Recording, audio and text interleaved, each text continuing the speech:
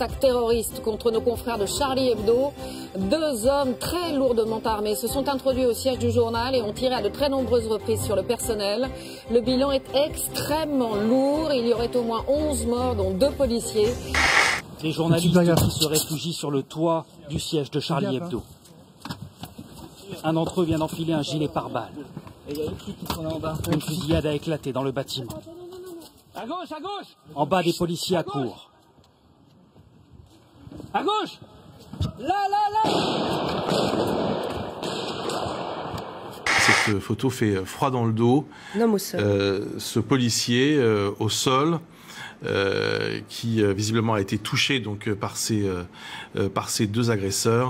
Les noms de 4 des victimes de cette rédaction, et ces noms forcément vous les connaissez: Cabu, Charb, Wolinski, Tinius, les stars entre guillemets de Charlie Hebdo, les plus acérées. La sécurité est assurée, le chômage baisse, la famille est sacralisée, mais les femmes ne travaillent plus. Les étudiantes sont voilées, la polygamie est autorisée et j'en passe. Qu'est-ce que c'est, Michel Houellebecq? C'est de la pure fiction? C'est votre vision de l'avenir?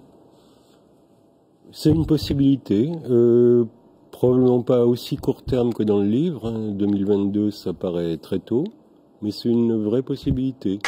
3 mois où, sans aucun problème, les journalistes de ce pays acceptent que l'on dise que l'on voudrait expulser des millions de Français parce qu'ils sont musulmans, de croyance, de culture, d'origine.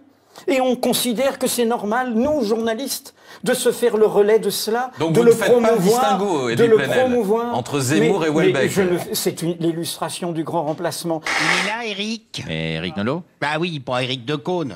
Bon, Eric, j'ai lu Houellebecq, c'est un plagiat, je suis scandalisé. Ah bon? Bah, il faut que tu le dises, Eric, il a pompé mon livre. C'est le suicide français romancé. Il y a quelques idées islamophobes, c'est vrai, mais ça n'a rien à voir. Mais c'est la même chose. C'est mes idées, écrites avec un stylo de bobo bien pensant qui passe ses journées à écrire dans des cafés du 6e en sirotant des thés noirs issus du commerce équitable.